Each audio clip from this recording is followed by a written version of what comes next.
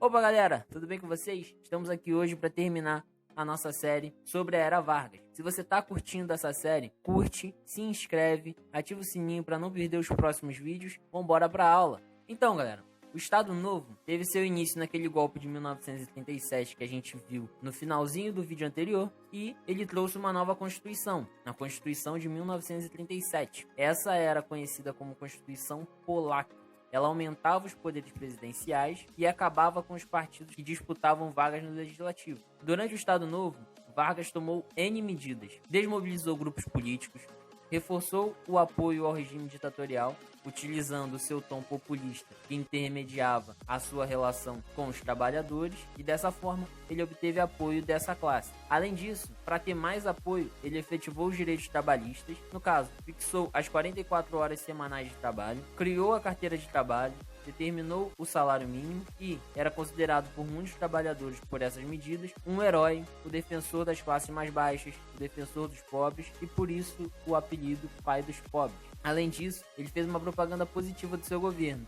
A gente percebe que isso deu certo porque no início do Estado Novo quase não houveram manifestações contra o governo brasileiro. Ele era considerado o presidente certo para o Brasil e, para fazer as suas propagandas, criou o Departamento de Imprensa e Propaganda, no caso o DIP, que enaltecia os feitos de Vargas com propagandas e censurava qualquer crítica ao Estado Novo. Essas propagandas e essas críticas poderiam ser feitas em panfletos, notícias de jornal e etc. O importante era mostrar que Vargas estava mudando o país para melhor. E com isso a gente tem o reflexo do Estado Novo na economia, que não podemos mentir, foi um bom reflexo. O que aconteceu? Vargas abriu institutos e agências responsáveis pela regulamentação de atividades. Então agora o Brasil deixava de ter o governo regulamentando todas as atividades do país para ter departamentos específicos como os ministérios de hoje, tipo o Ministério da Educação, o Ministério da Economia e os demais ministérios. Além disso, ele investiu em indústria pesada. Essa foi a melhor medida que Vargas poderia tomar, porque era o que ia fortalecer a economia do Brasil. Ele criou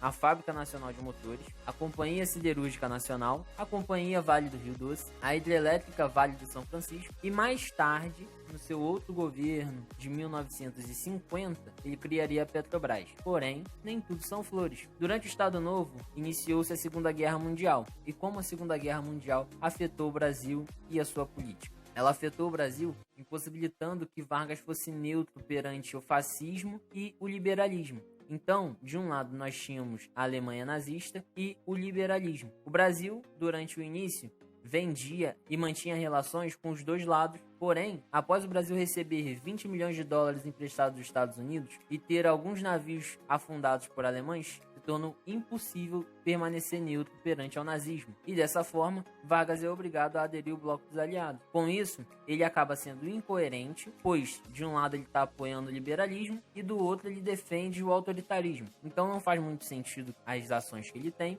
e dessa forma, como vocês devem imaginar, os grupos de oposição aproveitaram essa contradição e começaram movimentos sociais para pedir o fim do Estado Novo. E o fim da Era Vargas vem devido realmente à incoerência de defender a democracia durante a Segunda Guerra Mundial, pois Vargas envia tropas brasileiras para lutar na Segunda Guerra. E parece que Vargas já sentiu que ele tinha sido tão incoerente, mas tão incoerente que as coisas não estavam boas pro lado dele, que o próprio presidente marcou eleições diretas para dezembro de 1945. Em 30 de outubro de 1945, Vargas foi deposto do cargo por militares, mas depois ele seguiu na política como senador do Rio Grande do Sul e, dessa vez, ao contrário das primeiras vezes, ele venceu a eleição e virou senador do Rio Grande do Sul, que era o estado em que ele era governador no início da Era Vargas.